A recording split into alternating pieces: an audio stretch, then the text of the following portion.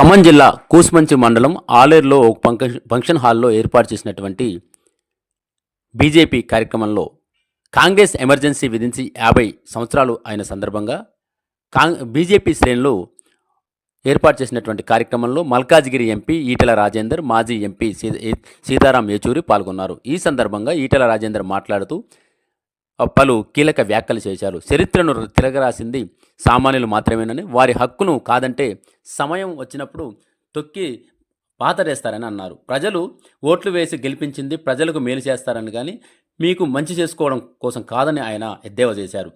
కేసీఆర్కు ఎదురు తిరగడానికి 9.5 ఏళ్ళు పట్టిందని, రేవంత్ రెడ్డి పాలనకి 1.5 ఏళ్ళు సామాన్యులు ఎదురు తిరిగారని, కావున తెలంగాణలో రాబోయే రోజుల్లో కాంగ్రెస్ పార్టీ అధికారంలోకి రాదని, బీజేపీ పార్టీ అధికారంలోకి వస్తుందని ఆయన అన్నారు.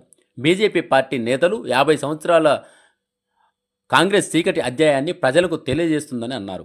ఆనాడు కాంగ్రెస్ ప్రభుత్వం ప్రజల పక్షాన మాట్లాడే వారిని కొంతమందిని చంపేశారని, పత్రికల్లో నిషేధించిందని, కోర్టుకు వచ్చి అధికారం లేకుండా చేశారని ఆయన అన్నారు. రాజ్యాంగం ప్రకారం ఓట్లలో మెజారిటీ వచ్చిన వాళ్ళే వార్డు నెంబర్ నుంచి ఎంపీ వరకు కూడా అధికారం ఉంటుందని, అలాంటి ఓటు హక్కు రాజ్యాంగంలో ఉందని ఆయన అన్నారు.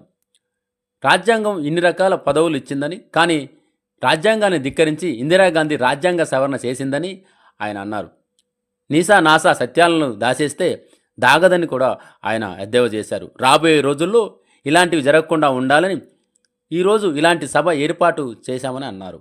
రాజ్యాంగం గొప్పతనం వలన ఈ ఛాయ్ వాలా దేశ ప్రధాని అయ్యారని, ఇవాళ ఈ కాంగ్రెస్ పార్టీ అంటుంది రాజ్యాంగ సవరణ చేసింది కాంగ్రెస్ పార్టీ అన్నారు. కానీ మోదీ రాజ్యాంగాన్ని ఒకటే దేశం ఒకటే చట్టం చేసిందని, 33% మహిళలకు రాజ్యసభలో హక్కులు కల్పించిందని అన్నారు. ఎమర్జెన్సీ విధించి ఇందిరాగాంధీని ఓడించిందన్నారు. ఆ రోజుల్లో రేడియో మాత్రమే ఉండేదని, కానీ ఈ రోజుల్లో ప్రతిదీ నిఘా ఉందని, రాజ్యాంగబద్ధంగా నా హక్కును కాదంటే ప్రజలు ఊరుకోరని బుద్ధి చెప్తారని ఆయన అన్నారు.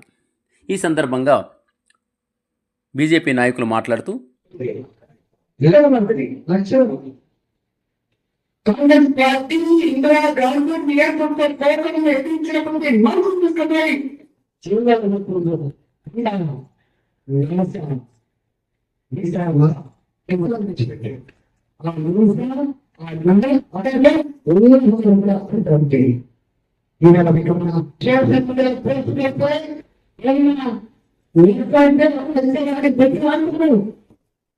కానీ ఆవిడ సోషల్ మీడియా శ్రద్ధగా చేయబోతుంది. అందుకే ఇవాళ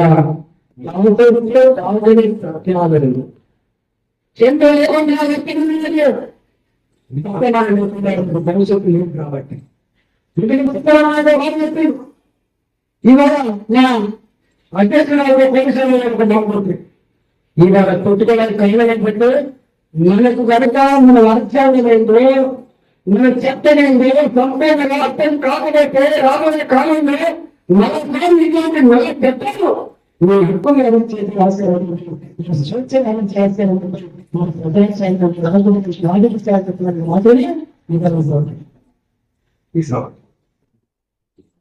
ప్రపంచంలో అనేక దేశాలు కొన్ని దేశాలలో రైతులకి బాగుంటుంది. రాజులు మన రాజులు పాలన రాజు లేదు.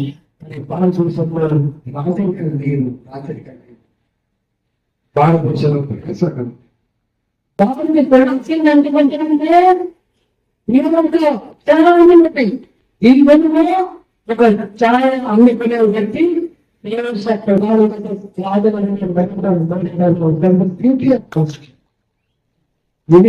రాజకీయ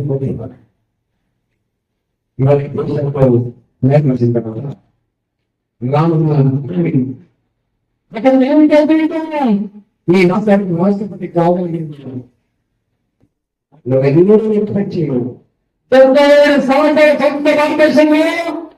ఒక ఆదివాసి ఆడబిడ్డ ఆయన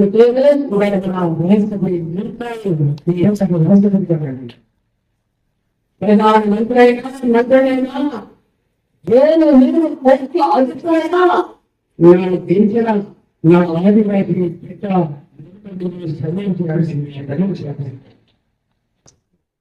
వాళ్ళు రాజ్యం కల్పించినటువంటి హక్కు, రాజ్యం కల్పించినటువంటి ఫెసిలిటీ అది. ఇవాళ ఈ పార్టీ, ఈ కాంగ్రెస్ పార్టీ 50 ఏళ్ల తర్వాత రాజ్యాన్ని చిరబెట్టుకుని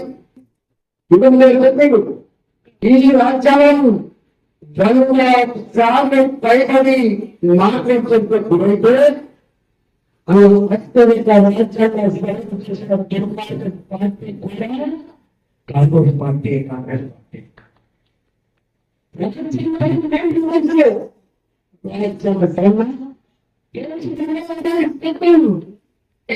ప్రధానమంత్రి దేశంలో లేదు.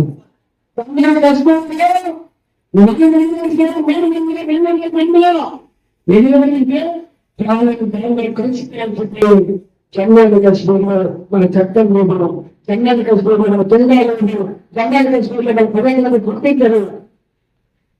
దాని కోసం రెండు రాజు మన ఒకటే కోసం ఒకటే చేస్తాం, ఒకటే చెందాలి. దానికోసం ఉంది రాజ్యాంగం. రాజ్యాంగ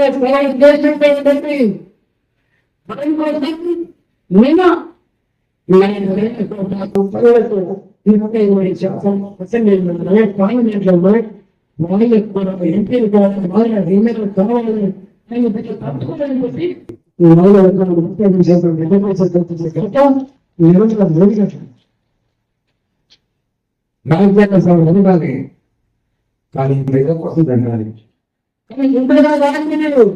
రాజ్యాంగ సభ చేసింది మన హక్కులు పెంచడానికి.